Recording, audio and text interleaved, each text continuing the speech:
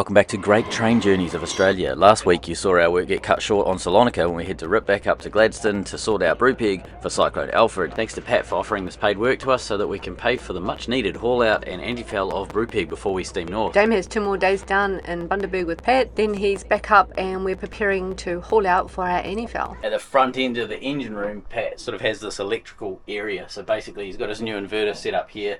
We've got the old kind of like isolation board, fuse board, etc. There's a few fuses for bow thrusters. There's an alternator resettable fuse, and there's a resettable fuse for something that we don't know what it is. We kind of don't really understand what a lot of this stuff is because it's 40 years of everybody having their ideas and chucking them in. We think it's time for a bit of a tidy up. We have a DC breaker board up here, so this is a wee bit chaotic up there, so we need to try and solve that. So what we're thinking is actually tidying up this whole corner. Brupeg was a sunken fishing trawler that was stripped out and ready for the scrapyard. She's just completed a 10-year rebuild that's brought her back to life. With the help of volunteers and funded by our Patreons, community and subscribers, she'll be crewed by passionate people from around the world. If you'd like to be involved and support the project, please consider joining us on Patreon or subscribe to the channel. There's a link in the description below. Like we did with Brew Pig, when we did the battery room, we lined all of the walls with heavy plywood, like 25mm plywood in our case.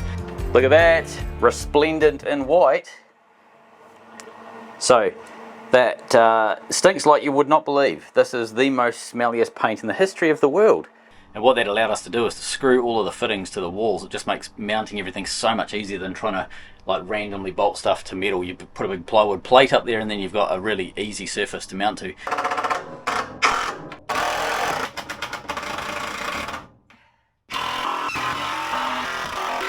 So we're going to do the same thing, but I'm only down for 2 days. We don't have time to mount that. So what I am going to do is run all the cabling down. I'm basically pulling this out so I can understand what's going on. We're going to essentially, once I know what we can sort of get rid of, I'll bring the cabling down for the solar down here. We'll put the DC-DC charge controller down in this area, but then it also means that we can then at a later stage, when we've got a bit more time, Pat's going to put a big plywood plate up here and we can start screwing everything up to the wall. Batteries, I'm going to put new start batteries in as well and wire those up.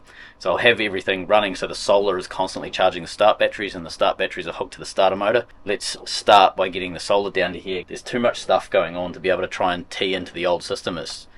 Someone smarter than me could do it, but yeah, I'm not smart enough to be able to tee into that, so I'm not going to try that. I'm just going to basically do a standalone system off to the side. And this is the trouble with old boats, is people do exactly what I'm about to do.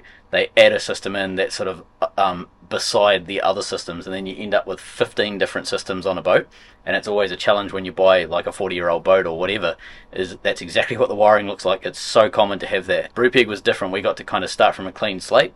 And Pat is moving towards a clean slate. He's getting a full electrical diagram drawn up, including all of his new gear and everything like that. And once he's got that, then he'll be able to start stripping all of this stuff down. But until then, we just kind of have to, again, put a system off to the side of whatever's originally in the boat. One thing we did discover, I put my bum on here and it was really quite warm.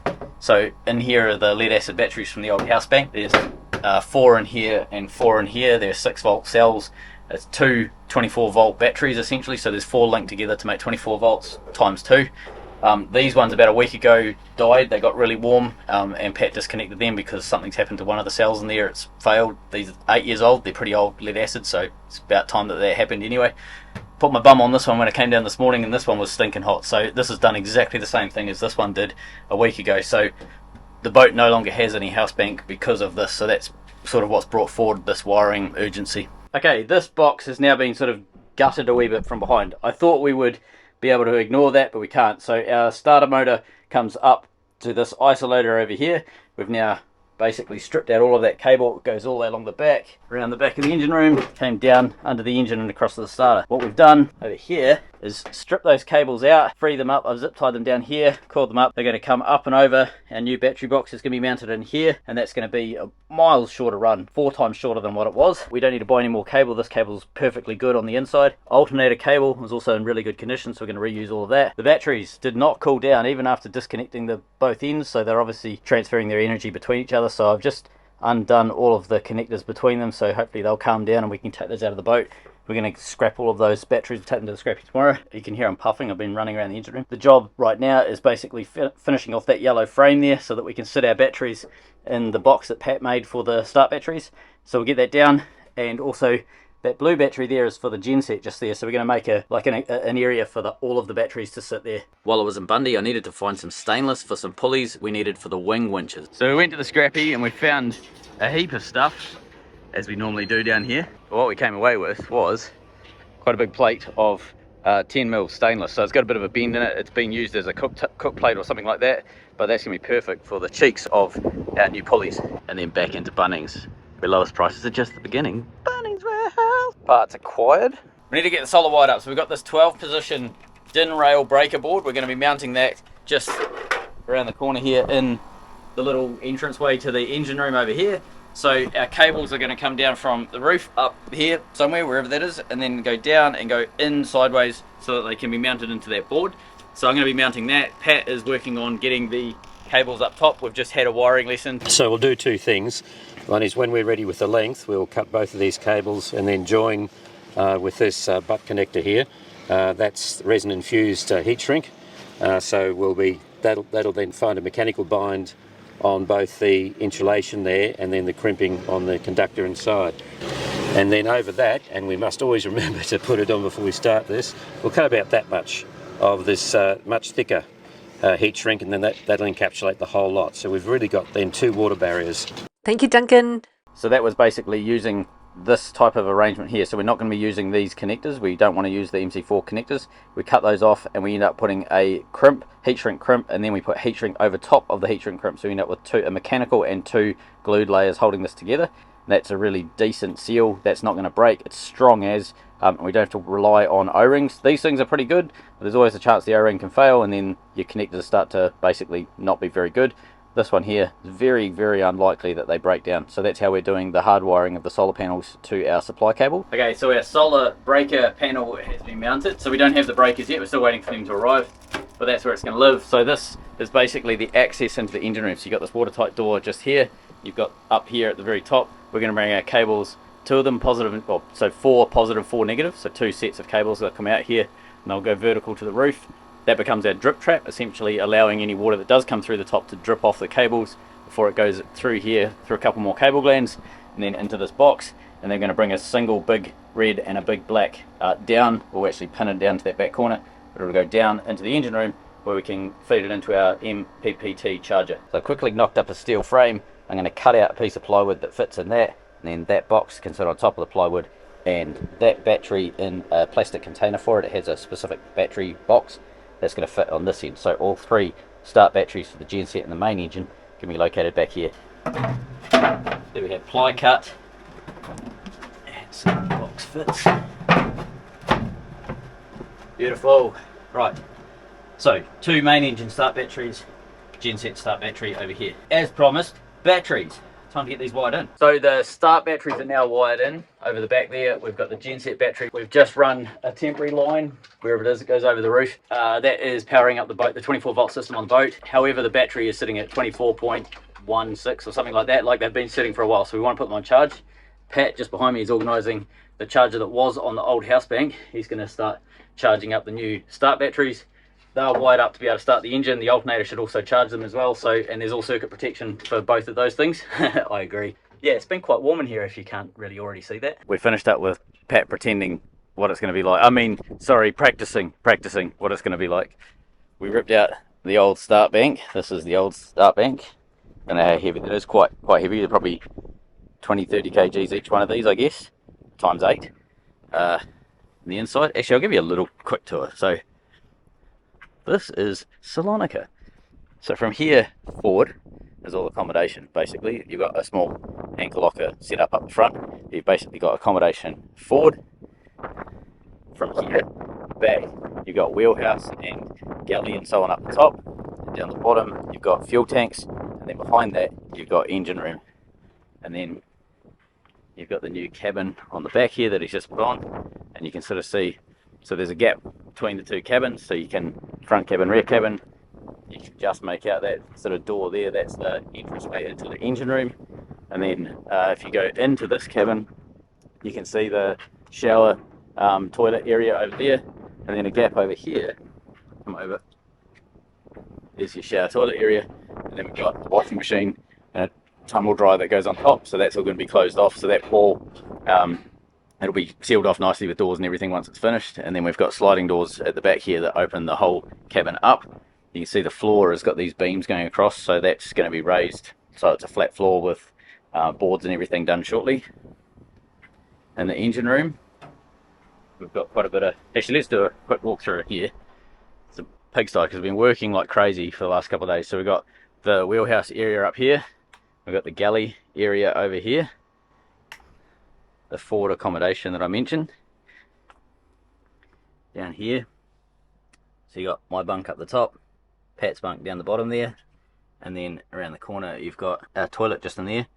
So it's just it's a pretty simple accommodation up the front, but it's really a lot of headroom. So it's like 2.5 meter headroom, which is huge for a boat. And then over on this side, I've got a PlayStation and a TV and so on. And the engine room down here, I'll climb down. So, at the front of the engine room, we've got the fire extinguishers bolted to fuel tanks. So that's a big fuel cell there, like big fuel tank, about 3,000 litres I think from memory. Over the front we've got sort of storage for filters and various other things. This is the area of electrics that we've been working on. So we've got a new 5 kVA Victron inverter. It's not hooked up yet. We've got the old DC breaker board, which is going to be replaced. It's probably about 30 years old, so whilst it all still works, it's getting definitely to the end of its life. So we're going to replace that with new breakers just to be nice and safe.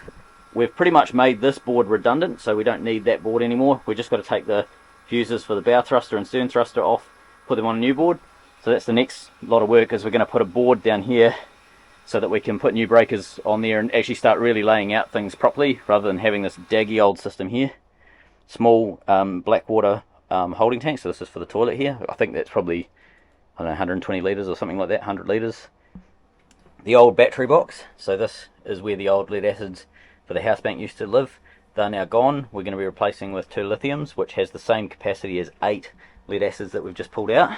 The pipework, the red and blue pipework, that's something that we've fitted over the last week and a bit of work. The new plumbing and everything for the shower, so the shower works. We over here have an outlet, so if we ever need to pump water or anything over the side, we've got the ability to do that. Over this side, all of the fuel tank setup and water tank setup and everything that we built last time I was here. But what I've been working on this time is getting the battery box solved, so they are all done. They're wired in. You can see we've got like an on-off switch for the start bank. We've got breakers down there for the alternator. Yeah, basically that's all finished, ready to go, and the start battery for the genset is mounted. We did have a little charger set up to charge these up, but that charger for some reason is doing weird things. We don't quite know what's going on. It does this little error code. Turn it on. That ORP. So no idea what that means. So we're just turning it off just because we don't know what it means. So right, so that's all done.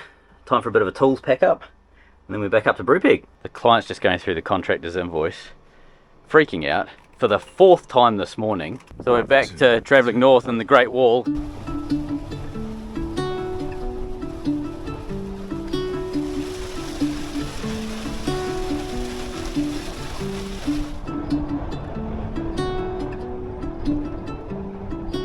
After finishing up down in Bundaberg with Salonika and Pat, we were able to get back up into Gladstone, back onto Brew Pig, and start preparing Brew Pig to be hauled out of the water.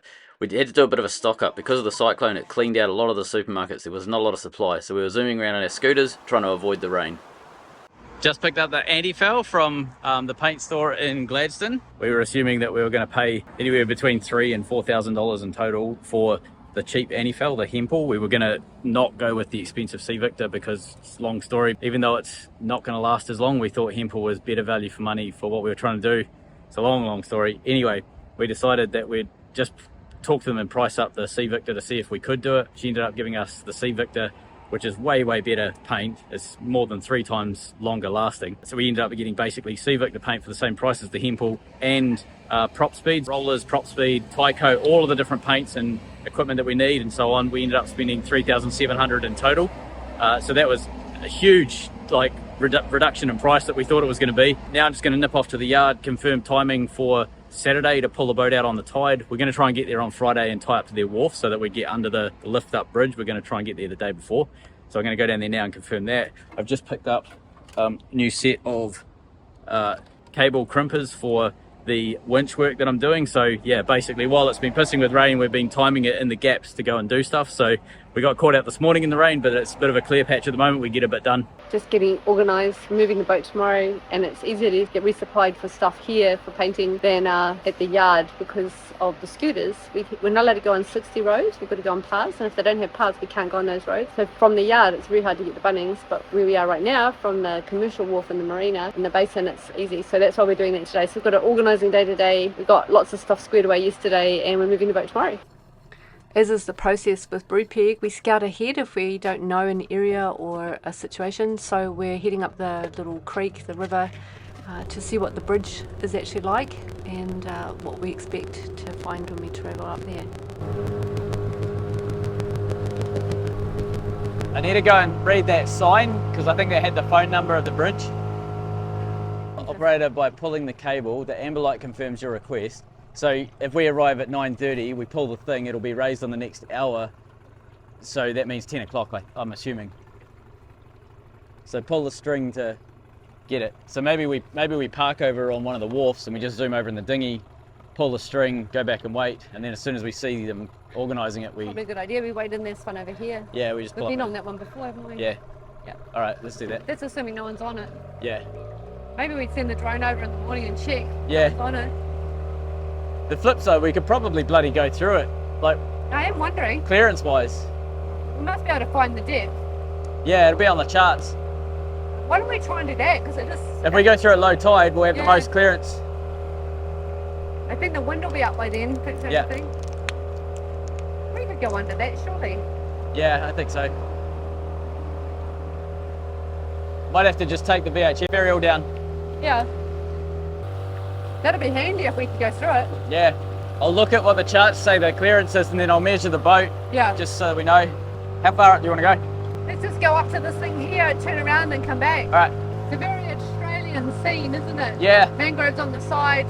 Just turn back whenever you're ready if you want. Okay. Yeah. Just looks like the same all the way out, doesn't it?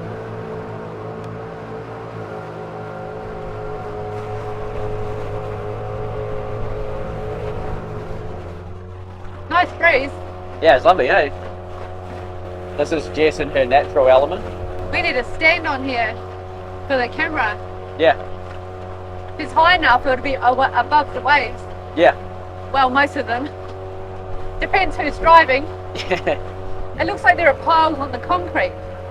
Can you see this pile? Yeah. Pile? Yeah, See in yeah. the concrete? Yeah.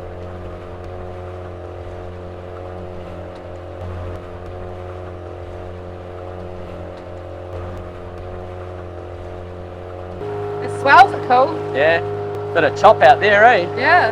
Apparently this is where the dolphins often play. Sorry, The what? dolphins often play around this corner. Right.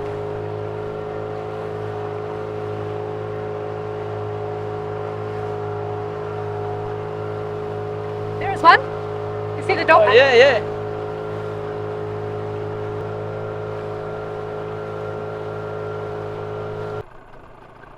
There it is. Yeah. Cyclone season's coming to a close. Hopefully we'll be heading off soon, eh? Yeah, I reckon it's only probably a few days here. They've got like a week and a half or whatever on the hard stand. Yeah. Maybe a few more days here to Yeah. stock up, fuel up, water up, Yeah. and then out of here. Yeah. That'll be us for a while out of marinas. We're going to be trying to go stay on anchor, stay independent as possible. We just got to get this last lot of work done and know that it's somewhat safe going north. Ready for an antifoul? What do you think? Yeah, you could probably say that. Jess asked for some new string for the cat to play with, being Brew Pig.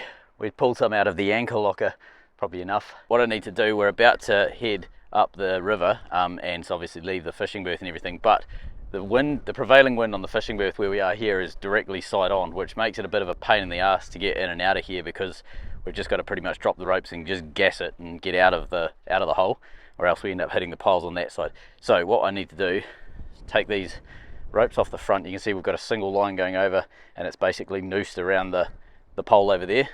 We don't basically have a springer here because we don't need one on the side that's constantly getting pushed that way. On this side over here we've got a single line. Now it's on what's called a bridle. Basically it's a wire rope with little white, you might be able to see the little white rollers next to that orange buoy, and they allow it to slide up and down the pole. In theory, it doesn't slide up and down the pole, and that's why I put the buoy on it to try and lift it. However, that buoy just gets stuck, and that buoy goes at high tide, that buoy goes, you know, 2 meters underwater, whatever, and this rope here, about halfway up, disappears into the water. So it gets bar tight, it doesn't work. I was a bit nervous about putting a rope around it because there's so many barnacles. I just thought, I don't know, maybe it would destroy the rope. But anyway, we do have a springer on this one here, which is always relatively loose. It doesn't seem to do anything. And we've got a stern rope. So what we need to do is basically change everything. So using this big long rope, we're going to actually cut this up today. The one end tied to the boat, go out and around the pole, and then cleat back onto the boat. Do the same over this side here, and then do the same down on the stern, so that tomorrow when we do leave, Jess is able to just basically uncleat one end, pull it all the way in, and it'll dump onto the deck in front of us here, but it means we don't have to fart around trying to undo anything over at the poles. It's all just fast. So that's today's job, is to basically make some longer mooring ropes. Thanks to a very kind donation from Dennis Ash, we now have a hot knife on board Brew Pig. So this makes this sort of task so much easier, being able to just cut and singe the end of cables and ropes and so on at the same time. So thanks Dennis, this is an awesome little machine. He also gave us a bunch of, if I can get this open, bunch of like scrapers and handles and I don't know what the word for them is, but basically so you can like smear, you know, filler and fairing compound and all that sort of stuff. Yeah, awesome stuff. Thank you so much Dennis, this is really great. Lovely. Look at that. That is a beautiful finish to the rope. The best way to seal this up would be to basically pull it back on itself, about say 6 inches back, and splice back onto itself, and that stops it from fraying. I'm really time short at the moment. We have to get everything organised for the boat moving tomorrow. I don't have time, so I'm going to be using heat shrink. It's just a fast, quick, easy way of sealing up the ends on these lines so that they don't fray.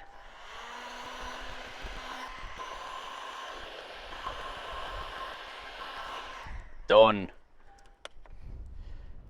Might be a bit hard to see in the light, but you can see the glue squeezing out all the way around, and then the top basically just turns into liquid. Both the line itself and the glue kind of all just fuse together. Works really well on this. I think it's polypropylene line, it's not nylon, so just a real plasticky sort of line.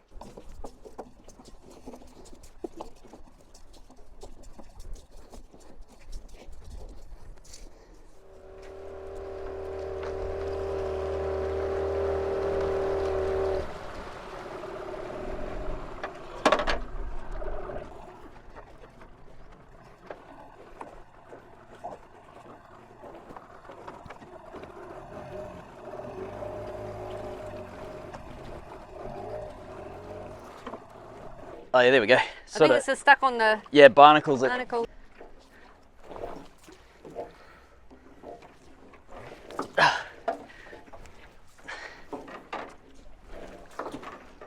Okay, try that.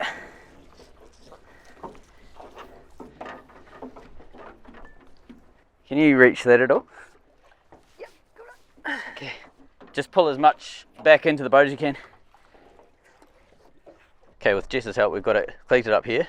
It's going down around the pile and then back, and I've sort of dumped quite a bit out over the side there so that we've got bucket loads of excess, so whenever we come into a berth that's got wider piles, we should be able to deal with it with these two ropes. So we'll trim this one off now, and we'll seal both ends.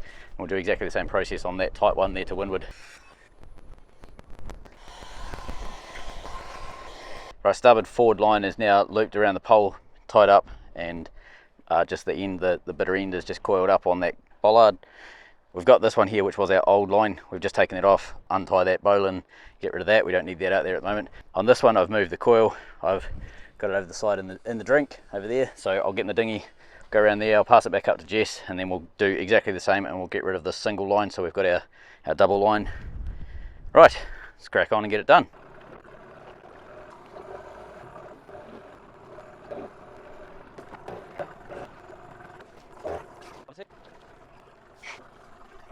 I think you need a bit more, do you? Hey? You want to get it to me and I can pull it? Yeah, I'll get it up to you.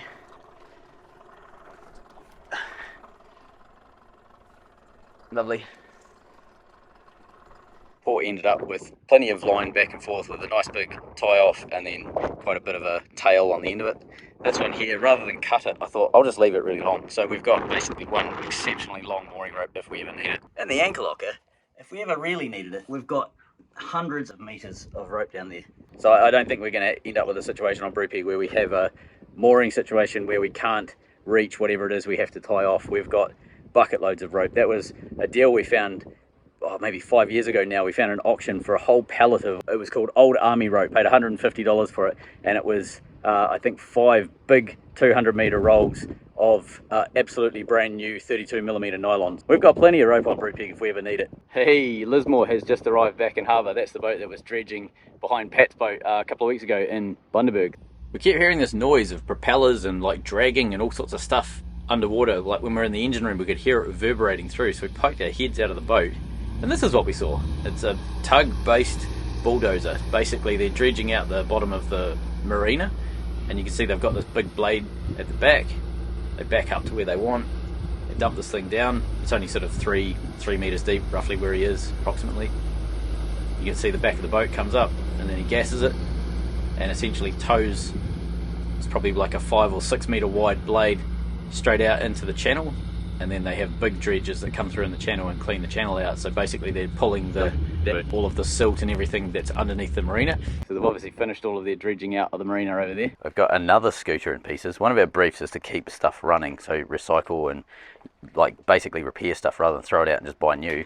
This stopped working and there's a big puddle of water down there. So all of this was wet when I pulled it off. It has like a water seal that seals the bottom, but you can see it's just completely like soaked through. Hasn't stopped anything. This is the controller. This was basically soaked and underwater, so I think that's dead. Tried to unscrew it, but it's obviously got a screw underneath the battery, and I'm now just trying to figure out how to get the battery out. This is a similar problem to our other scooter. The other scooter, the battery itself died. Probably one of the cells in it died, and I thought maybe I could rescue the battery out of this, throw it in the other one for now and scrap this one out for parts, but I think this one is pretty much toast, so we're gonna have to get another scooter, unfortunately. We're doing this on the morning that we were supposed to be leaving for the yard, so we've got everything ready to haul the boat out and do our next lot of antifoul on the boat. Paint is ordered, it's sitting at the shop up the road here. Boat is ready to go. We've got all the lines prepped last night so that we're ready to leave, and we've just found out that the yard that we were going to go into has put another boat up before us, which basically means we're very tide restricted. We're quite a deep boat for what the yard can handle, and the other boat is not due to go out until the tide is borderline not being able to get us up on the dock. There's 10 centimetres of variability that we have, and it's probably just not enough. We try our best not to be negative, but Dame's being diplomatic here and really downplaying the frustration that we're feeling. And that boat could, timeline could blow out. They've said if it rains, they can't paint, so it pushes us way too far down on our schedule. So these kind of delays, working around things all the time with other people and groups, it does delay us, but we don't want to keep being delayed on this one. So we're going to have a talk tonight. We'll talk to the team and we'll see what we're going to do. This is the battery out of our scooter that started to lose range, and this is the battery out of the scooter that got completely water soaked. So what I'm thinking, this one still works, it just doesn't have full range. So I'm going to basically put this one back together. I've got the world's biggest heat shrink here. This is massive heat shrink. 100mm shrinks down to 50mm. I'm going to heat shrink this battery up because you can sort of see they wrap them up with like a heat shrink type material. So I'm going to heat shrink this one back together, put that one back in our small scooter. If there was ever any doubt of water damage, it's really obvious on that like paper lining that they have. You can see the rust and things that I've got right down in the back end of these terminals, so there's no way that was going to survive. And this one's rusty at that end as well. So there might be some cells in there that are savable, but mostly I think that's toast. Alright, so a little bit of destructive testing. I basically snapped there's a circuit board that ran right along the back, and then these sort of attached to the back of the circuit board, but you can sort of see there's rust in pretty much every single one of these, and all water damage in every single one of these cells. So I've stolen the plastic isolating strip off the other battery. I've cut it to length. I'm going to put it over here so we can protect that circuit board. Probably shouldn't do it on the saloon table. Do it in a 4% less dodgy way. We'll do it on top of a plastic box on top of the saloon table.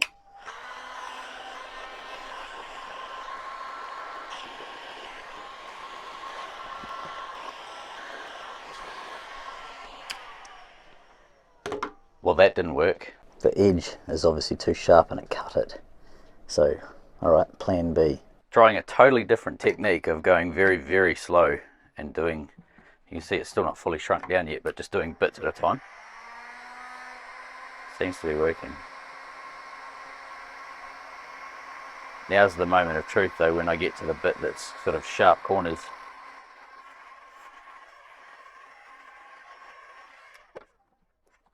Still plenty of movement.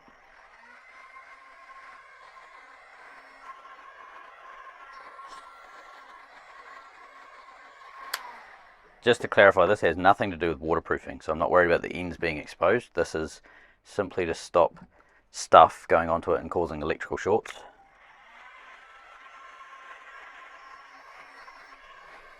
I think that's got it. I think I'm going to get greedy if I go any further than that. Alright, it's back together. Seems to be working fine, so it's just sitting in there. I've plugged it in to the controller itself. Do a bit of a lift up so I can actually do the wheel. Right, spin the wheel. There we go. Seems to be accelerating fine.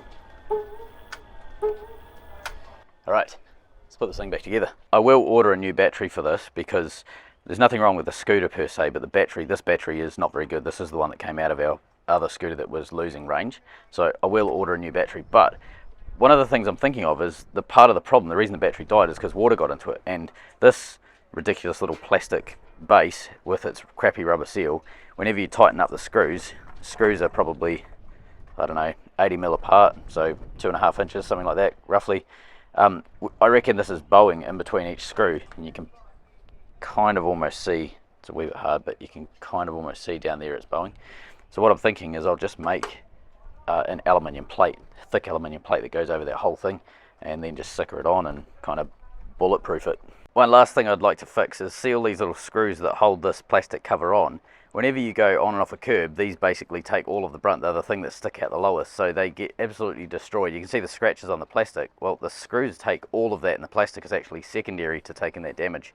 So it's actually really difficult to take these screws out because the ends get so mashed. So I think when I make the aluminium plate, I'll countersink in the holes so that it's a flat bottom completely and the screws actually don't take any of the damage. This continual improvement process that we're doing with these scooters is probably because they are the cheapest scooters money can buy. They're about that much of a step up from 42-year-old man on a skateboard. They're very vital to the boat. We need them to get supplies. We don't have a car, and we don't want to have a car because where we're going, we need to be able to put our transport in the dinghy. So these scooters are absolutely what we need, but they're tiny and they're built to a really, really low price, brand new. I think this one was, I think it was like $300 brand new. For when you think about the price of a bike or a price of a car, it's very, very cheap transport. So for us, maintaining these things is actually kind of important, but we have to accept that there's a lot of design choices they made when they built these, which kind of make them a bit sort of cheap and nasty, and we're just having to live with that. It's funny how things work out. We have the option of another shipyard here in the basin, which we thought wasn't going to be suitable. We had another look at it. Dane sent the drone over, had a good look. This is where it is. It's actually really, really close. We got in touch with them and the price is really equal to the other place. So much easier, and we don't have to go up the creek. So we're going to do this. Everything changed, not having to sandblast and being able to afford the better paint for the same price as the old paint.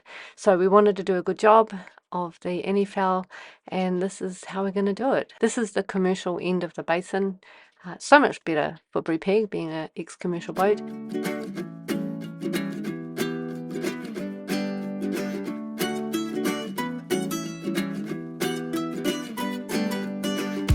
You got ice like summer sky. If you're smart, could kill or die. And now it starts to rain, so let's enjoy it. I can't believe that this is real, and the way you make me feel, you make me wanna sing. Thank you everyone for supporting us. Thank you for understanding what we're trying to achieve and being patient and having our backs. It's incredible. It's been one of the hardest weeks we've ever had. We've had a bit of bullying that we don't want to put on camera, but we're okay. We're coming right. We just needed a wee bit of break this last couple of weeks, but we're back into it. Thank you everyone.